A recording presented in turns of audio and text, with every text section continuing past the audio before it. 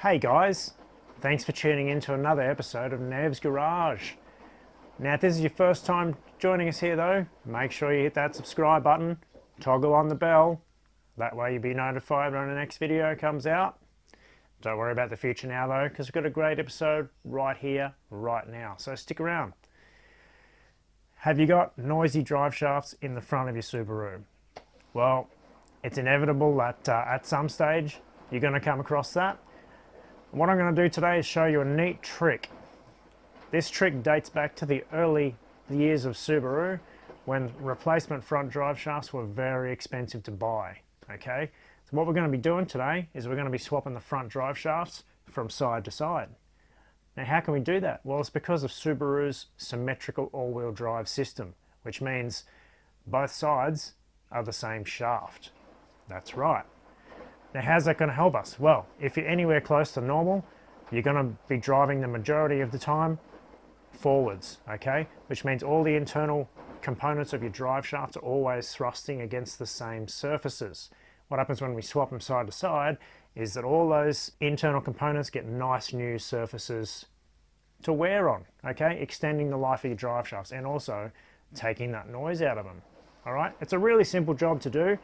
Now this guide also applies to fitting new drive shafts, of course, so if you've already done this and they're noisy again, or if you just want to fit new shafts, this guide is going to work for you too. It's going to be valid for most Subarus, so it's real simple. Anyway, let's get into it. Okay guys, so of course we've got the car jacked up. It's on safety stands.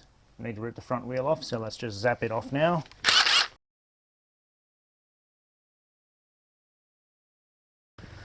Okay, wheels off. Now we need to undo the axle nut, so just spin him around so we can get to the notch. So we're just going to send a flat screwdriver into the groove and uncrimp the nut. That'll be enough. Now we need to undo the nut. So we're going to put our hub clamp tool on.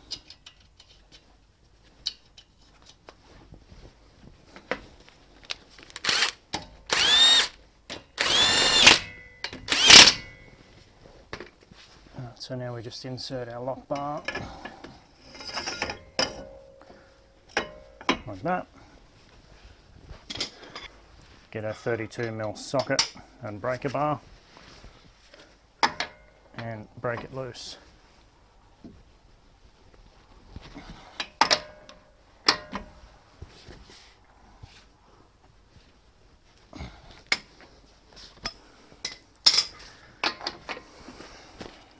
Now we can put our rattle gun on there and zip it off. Get our nut off. Now we'll just take our bar out because we're going to need that in a sec.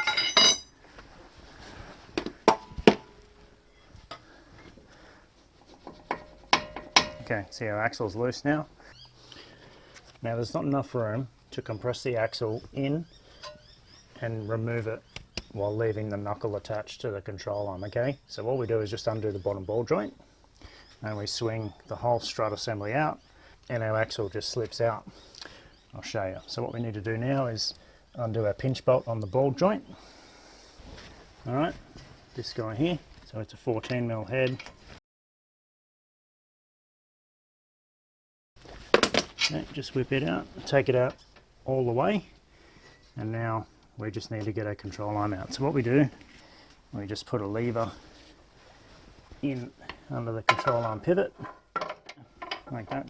That's our front control arm bush, or our control arm pivot bush. And we just push down on the pry bar here, like this. You can see our ball joint just popped out. Now we can swing our strut out this way and pop our axle out.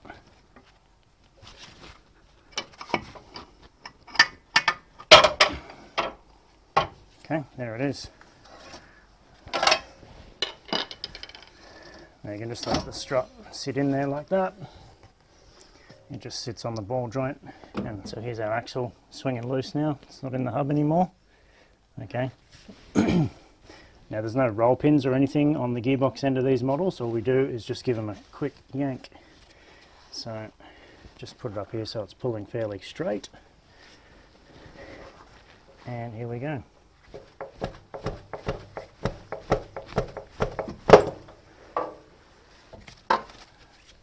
There she is. Alright, so that's the original right hand unit out. So now we can grab the left hand unit, which I've already cleaned up. Alright, so here's our shaft from the other side. Now I've cleaned it all up, checked the clamps and everything. Now very important, grease the spline so that not only it goes into the hub easily, but it doesn't seize in there in the future. And also, even more important, I've cleaned and coated the gearbox spigot with some Lanox, okay?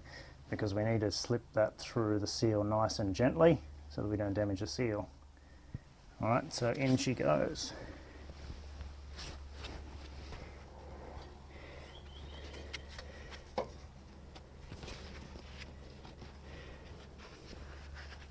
Aim it into the hole.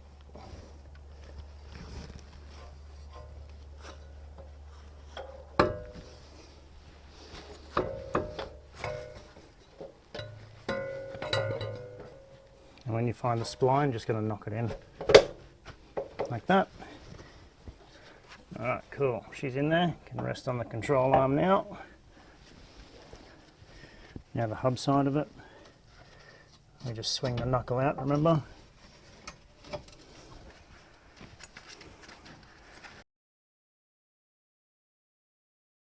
And feed the axle in through the back.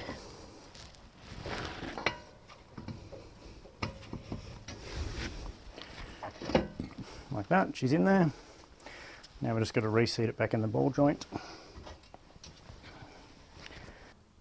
Now before we seat the knuckle back onto the ball joint, we're going to liberally grease the ball joint so that there can't be any problems with it rusting into the knuckle in the future. So this is even more important for you guys that have salted roads where it snows, because stuff like this is a real issue if it isn't greased. While we've got grease on our fingers, we're going to do the thread of the pinch bolt because we want it to be nice and lubed, ready to screw back in the knuckle. It's always time for lube. Alright, so that's going to seat really easy now because it's all greased.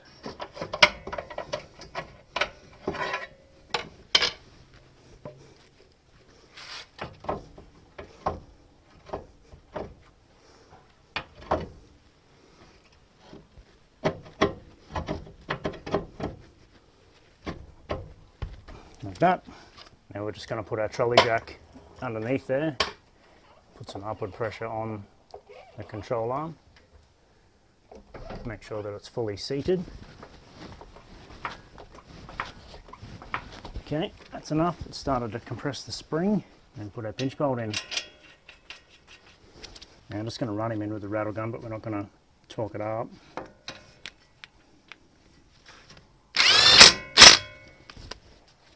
I'm going to finish tightening it by hand.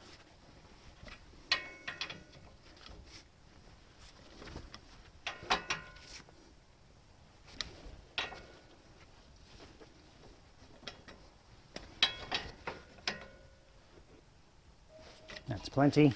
Alright, ball joint's done.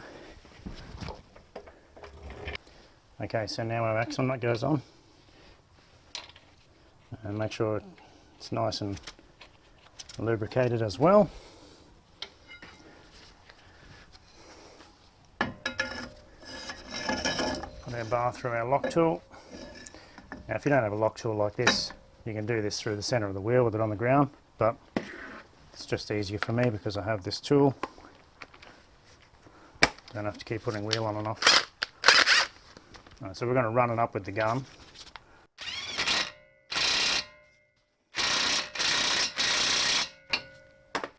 Okay.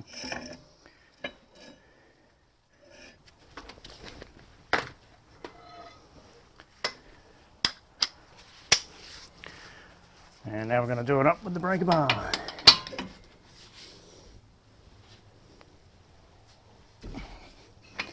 Now we don't want to snap the end off the axle, but we do want it nice and firm.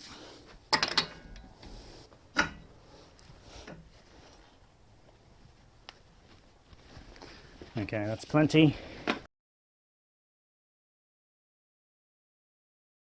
And we're just going to spin it around until we get to the axle notch and peen the nut in.